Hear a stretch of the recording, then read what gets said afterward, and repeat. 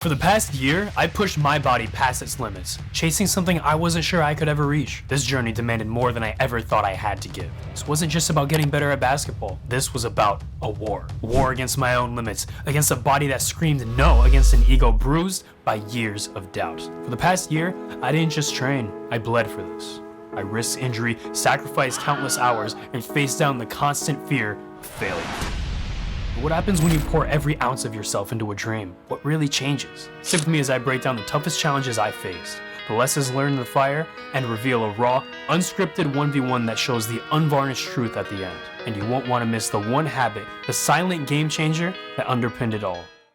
First, the Steph Curry video. It wasn't just my first big YouTube challenge, it was redemption. I didn't make the high school varsity team, and that stung deeper than I ever let on. Chris's ass. Back then, basketball meant everything to me, but I got cut. And I watched from the stands as my team, my friends, won the Division 5 championship without me. I was there every game, cheering them on. But inside, I felt like I missed my moment. So when I made the Steph Curry video years later, it wasn't just about my jumper. It was about rewriting that story, proving that I do belong on the court. I didn't have old footage of me shooting here, but early in the challenge, you can see it on screen. The breaks, the wild form. My shot was broken and everyone knew it. My friends joked about it. Pickup games, they stopped passing me the ball. But I kept going. Training wasn't glamorous. I had no gym, just freezing weather, rain, and wind.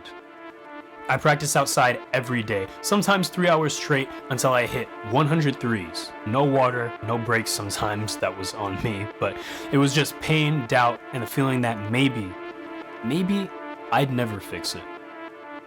One day, I brought my friends out to help me with a catch and shoot drill, and I was so exhausted that I kept airballing. Atrocious. Ass. Booty cheeks. All words to describe Chris's shot. I felt embarrassed. These guys believed in me and I was letting them down again and again. But I didn't stop. Because more than anything, I didn't want to lose that chance again. The chance to prove that I could change, that I could become someone I was proud of. And eventually, it clicked. I reconnected with LJ, one of the star players from that old high school team, and for the first time, we weren't just teammates.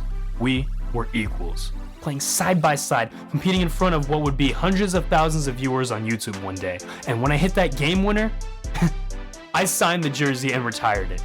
Not because I was done, but because that moment changed something in me. So, did I redeem myself? Absolutely. The Steph Curry video didn't just fix my shot, it gave me my confidence back. Turned my biggest weakness into a strength. And more importantly, it made me love the game again. Now in this 1v1 you're watching with Jeremy, I'm not hesitating. I'm pulling up with confidence. And after proving I could shoot, I wanted to prove I could fly.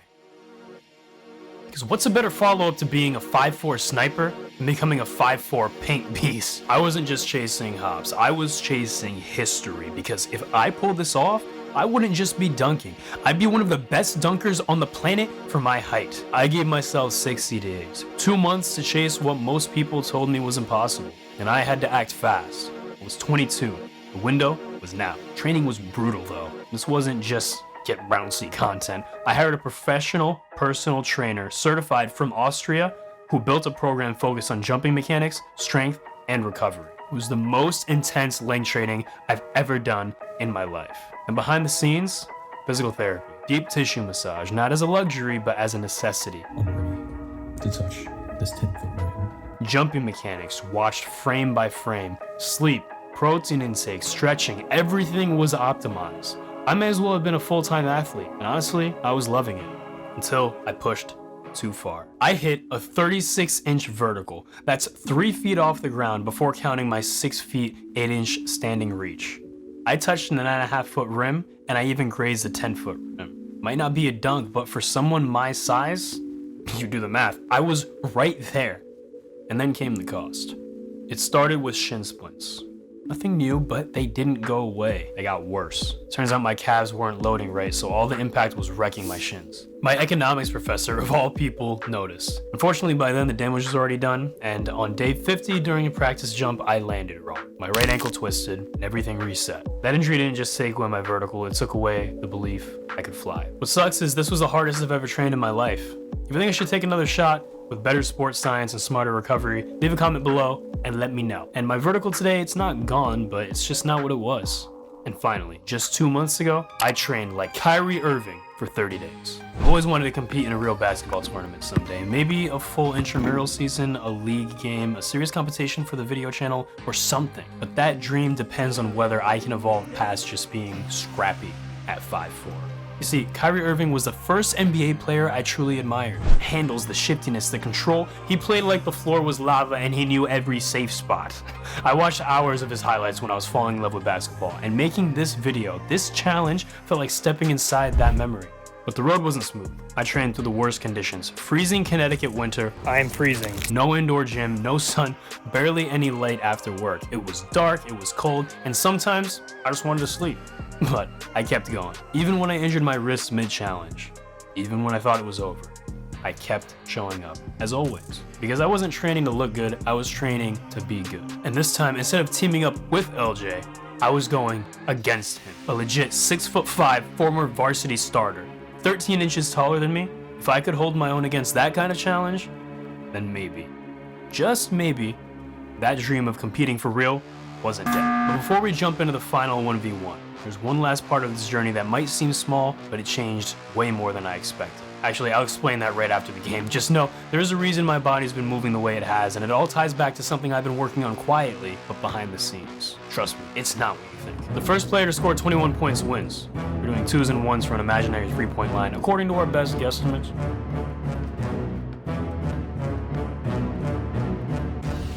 He is a huge guy. That actually should give him a major advantage because, as you can see here, all he really has to do is back me down 99% of the time. I need to get better at my defense.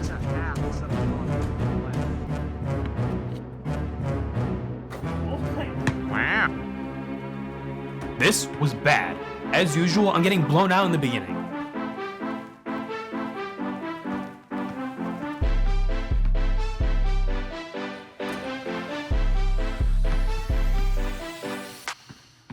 Oh my gosh, where is he going?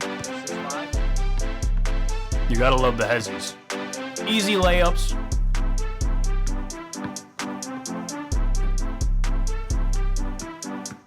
Get fucking blocked. What the hell, boy? Dang it, he's like the white Shaq, but I can be the Puerto Rican Albanian Shaq too.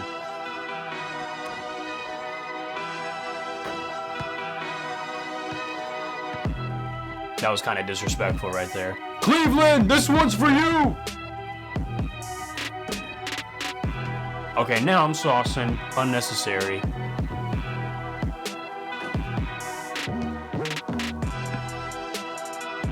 Dang it, Jeremy. You know, once I started warming it up, it just got really easy.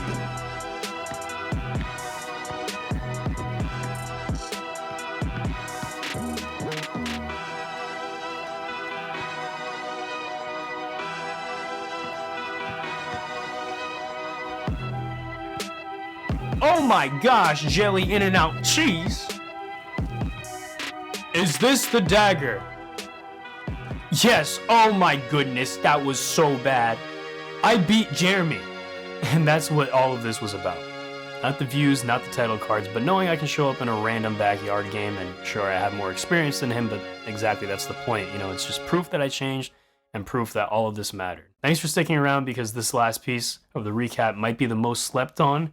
Abs. Core training. I touched on it briefly in a few YouTube shorts back when I started this journey last fall, but I've kept it going even off camera. Here's why abs matter in basketball, and it's not just about aesthetics. It's about balance on drives, stability when I land, and body control when I'm finishing or changing direction. It's the reason I don't get bumped off the ball as easily, and it's why my footwork in tight spaces feels more secure, and why even in moments where I'm winded, I can still center myself and focus. This helps my shot mechanics, exploding through my core, for example, my explosiveness, running off the dribble. This was like the glue holding it all together, because this is the work no one sees. Sometimes that's the work that matters most. If you're interested in learning more about the specifics of my training program over the last year, watch this video where I trained like Kyrie Irving for 30 days next. It was a crazy grind, and I think you'll love it.